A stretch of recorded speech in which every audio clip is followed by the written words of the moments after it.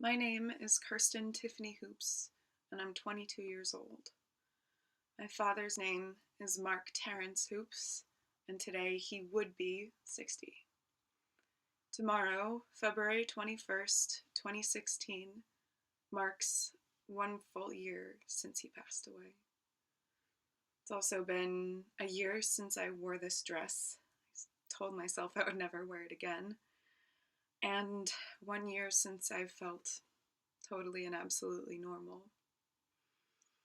A few months ago, I wrote a poem about my grieving process, and I can think of nothing more appropriate to do today than to read it again and then burn it and get rid of it forever.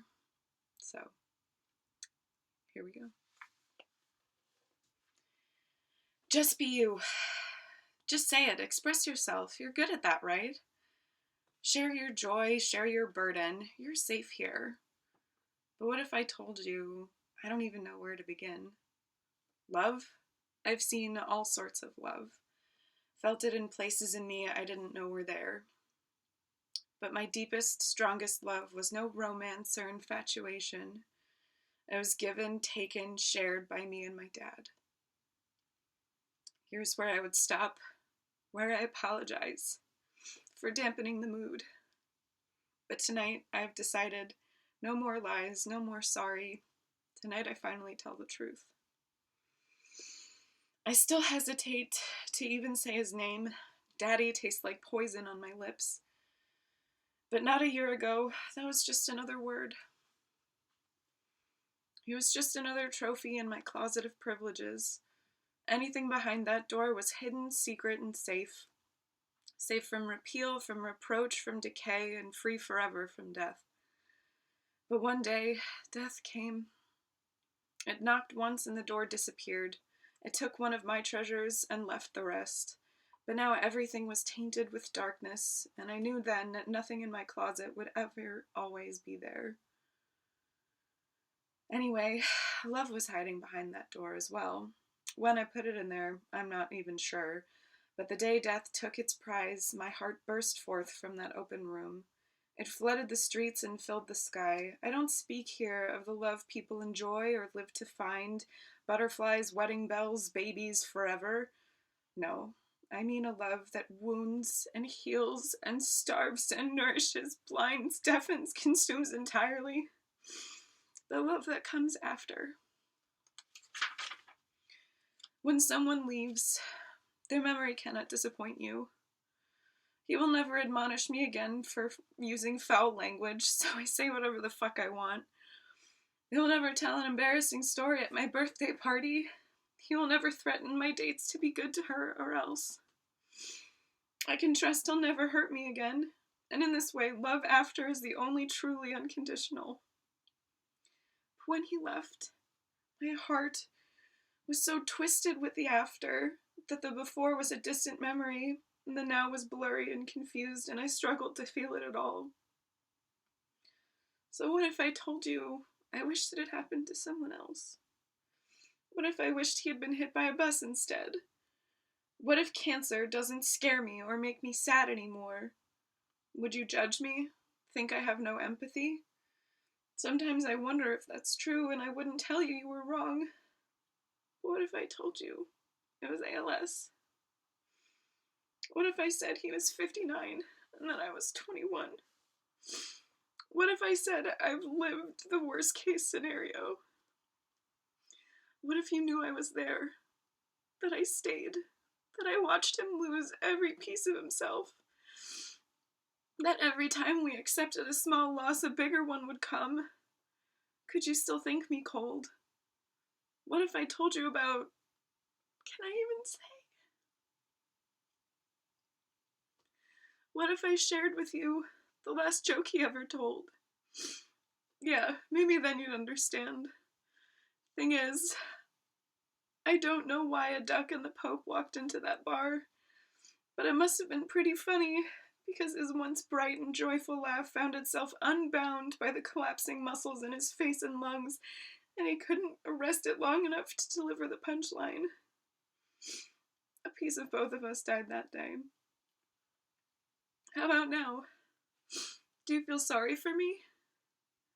Not that it really matters. You can only hear sorry for your loss, anything you need so many times in a year. But maybe you don't, and I don't want you to anyway. Because I know about something that you may not. Because on that day, when I got my first glimpse, I'll never forget love after. I've always enjoyed closeness with people, intimacy, but there was a frivolity to it. I collected friends like members of an audience. Life was a stand-up routine tweaked for each crowd.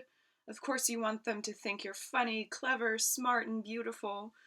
But now that a shadow rests on the doorframe of my closet of privileges, I no longer take my patrons for granted.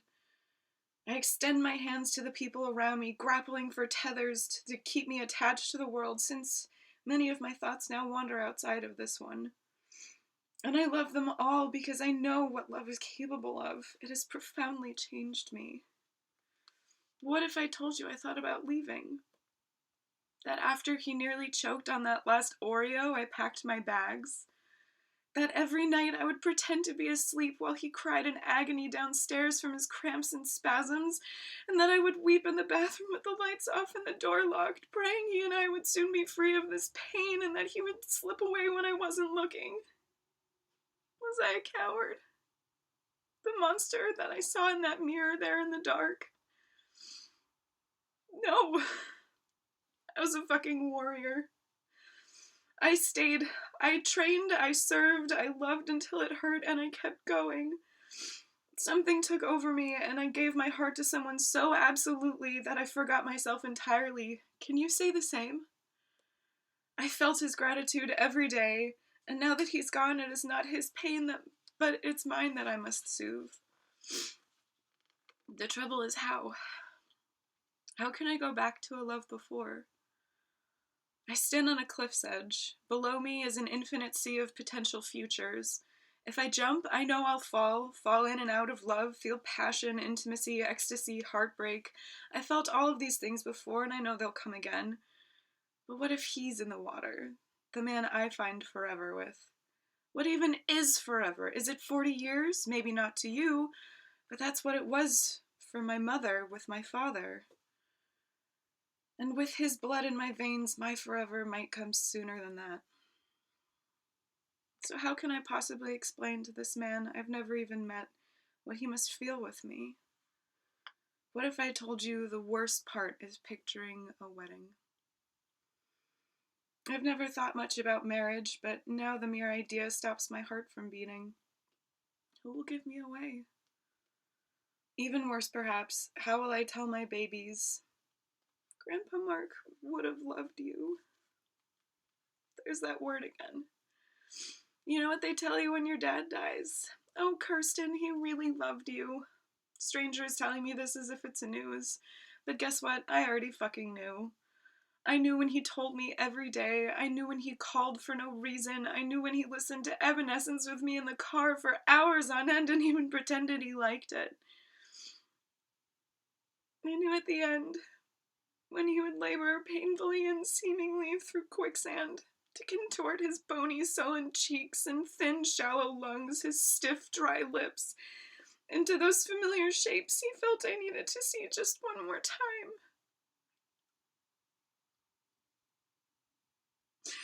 His once boomy, bassy vocal instrument, now splintered and fragile, couldn't make a sound, but yeah, I fucking knew. If he had died 3 years ago, 5, 10, I still would have known, because he told me he adored me until I was sick of hearing it. This is the thing about love. Love is private and personal. It cannot be known or felt from the outside. That is, unless you say it. But the more you say it, the more you feel it, and the more they start to believe you. So what if I told you now I love everything? Everyone. Hyperbole, right? Exaggeration? Well, I do. Because this is my after. Because the day my heart burst open for my father, it was set free upon the world. Each day I am grateful not for those who love me, but for the love I have for them. Because to love something is to see it as it really is, full to the fucking brim with beauty. And I wouldn't have it any other way.